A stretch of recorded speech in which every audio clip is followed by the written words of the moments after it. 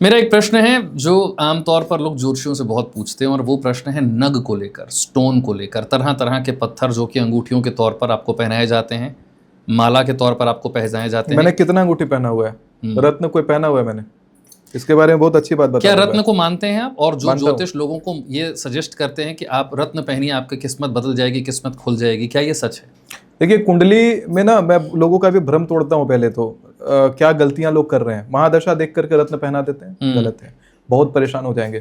कुंडली में हमेशा रत्न तब पहनते हैं, देखते हैं कि ग्रह अपने किस भाव में बैठा हुआ है। अगर अपने मित्र राशि में वो ग्रह बैठा है और आपके लिए अच्छा फलदायी है ग्रह, और साथ में ना अस्त नहीं है वो ग्रह, उल्टा फल नहीं दे रहा है, वक्री होकर के उल्टा रिजल्ट नहीं दे रहा है, पाप ग्रहों से नहीं घिरा हुआ है, और उसकी डिग्री 10 डिग्री से कम है या फिर डिग्री 24 डिग्री से ज्यादा है, उसके पावर को इनहेंस करने के लिए अपने वजन के बराबर रत्न पहनिए। 80 किलो वजन है 8 रत्ती का, 7.5 रत्ती का रत्न। पर ये बात आम आदमी नहीं समझ सकता, ये तो ज्योतिष ही समझा सकता है। तो ज्योतिष समझाएंगे तो ज्योतिष भी तो यही गड़बड़ी कर रहे हैं। लग्नेश देखेंगे रत्न पहना देंगे, राशि का स्वामी देखेंगे रत्न पहना देंगे। मतलब आप कहते हैं रत्न काम तो करता है, लेकिन ठीक पहनाया हो तो। हाँ हाँ, अब किसी आम व्यक्ति के लिए समझना बहुत मुश्किल और है कि आपको ठीक पहनाया कि नहीं। इतना रेयर है ये कॉम्बिनेशन, होता ही नहीं है एक से 2 से ज्यादा रत्न किसी को सूट कर जाए। मैंने पृथ्वी पे नहीं देखा कोई जिसको 2 से ज्यादा रत्न सूट करता हो। तो जो 4-5 रत्न पहनते हैं, बहुत बड़ा भ्रम है वो।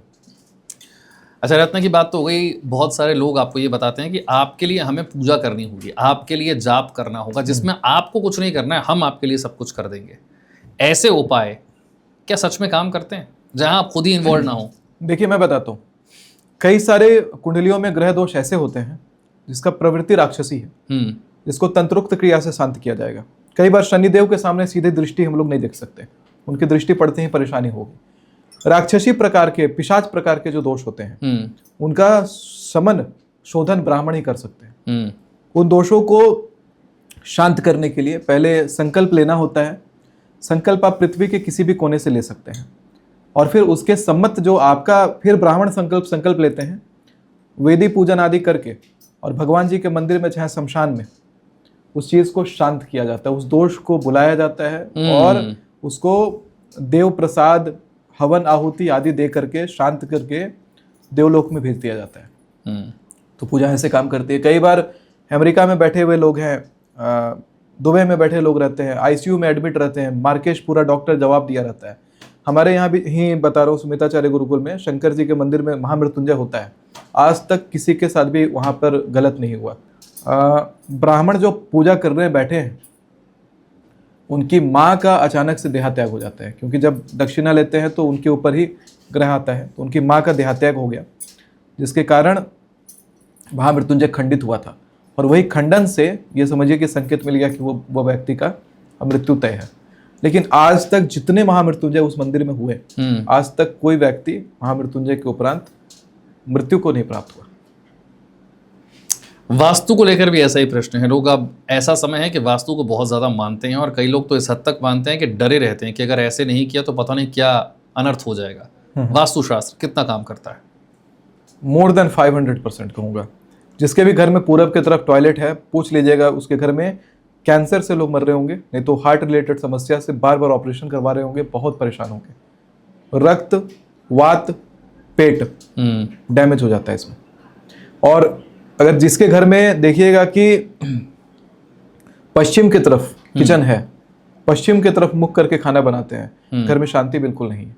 झाड़ू जिसके घर में ड्राइंग रूम में या फिर गेस्ट रूम वगैरह में रखा हुआ है, सास बहू में कोई संबंध नहीं है उनके घर में, बोलचाल बंद। आप देखिएगा जिसके ऊपर बहुत लंबा केस चल रहा है, 18 साल से, 15 साल से, 5 साल से,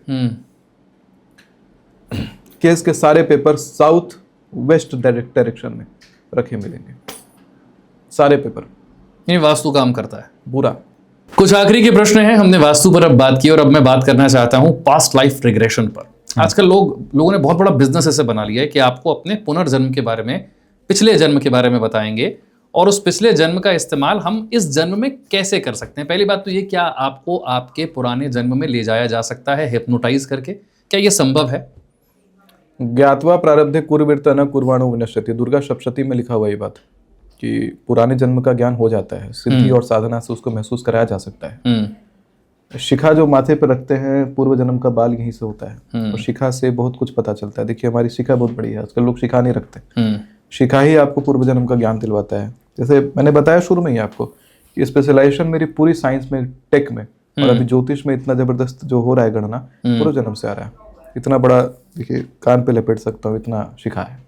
पर इससे फायदा क्या है? अगर आपने अपना पुराना जन्म जान लिया तो आप इस जन्म में उसका क्या फायदा उठा लेंगे? कर्मणो जायते जन्मः, अपने पुराने जन्म कर्म के अनुसार ही आपको ये वाला जन्म मिलता है।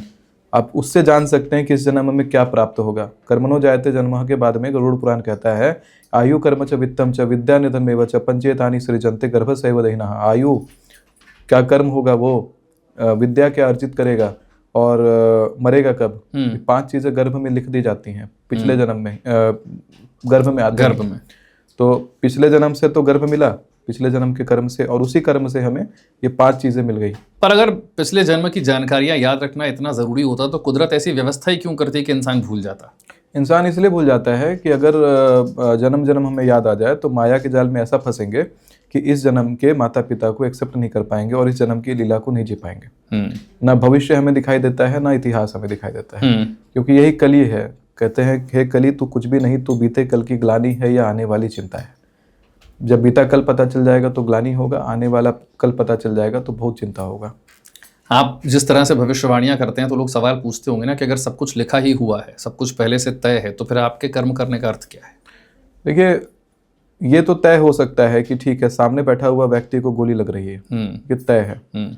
लेकिन गोली लगने के बाद आप क्या रिएक्ट करते हैं वो तय नहीं है, आपका रिएक्शन तय नहीं है। आपके मन में आता है कि भागो, आपके मन में आता है उसको पकड़ो, रक्षा करो, आपके मन में दुख आता है कि आप खूब खिलखिला के हंस देते हैं, उसको लगता है, तो ये आपका वही कर्म तय करता है।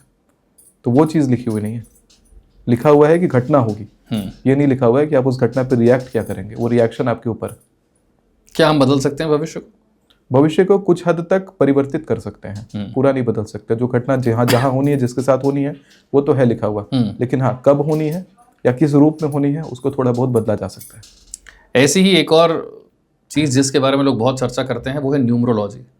किस हद तक ठीक होती है और आपका एक्सपीरियंस क्या है न्यूमरोलॉजी के साथ? देखिए, ज्योतिष में अगर आप देखते हैं तो हर चीज़ के साथ एक अंक जुड़ा हुआ है। अंक काम करता है, लेकिन उतना भी नहीं काम करता है जिस तरीके से लोग देखते हैं कि आपको ओसीडी हो जाए, मोबाइल नंबर में अंक जुगाड़ करने लगेंगे, गाड़ी के नंबर में अंक जोड़ने लग जाएंगे। इतना मतलब नहीं करता है। अंक शास्त्र के माध्यम से आप अगर ज्योतिष हैं तो उसके माध्यम से आप किसी के भविष्य का आकलन कर सकते हैं, शुभ अंकों का चयन कर सकते हैं। वैदिक ज्योतिष सब कुछ बताता है। अंक शास्त्र इसमें, सामुद्रिक शास्त्र इसमें, शरीर के ढांचा को देख करके आप बहुत कुछ बता सकते हैं, वास्तु शास्त्र इसमें, सब कुछ एक ही है, कोई अलग नहीं है, बाहर नहीं। अच्छा, एक आज का समय ऐसा है जब सबसे ज़्यादा लोग कुंडली मिलाकर शादियां कर रहे हैं, फिर भी शादियां एक तो लेट हो रही हैं और शादियां टिक नहीं रही हैं, क्योंकि कुंडली मिलाने नहीं आ रहा है या सही डेट ऑफ बर्थ नहीं दिया जा रहा है। ये सबसे बड़ा कारण है। लड़कियों का पता रहता है लोगों को कि हाँ, इसकी कुंडली में मांगलिक है या इसकी कुंडली में विधवा दोष है, डेट ऑफ बर्थ बदल देंगे और फिर दे देंगे अगले को।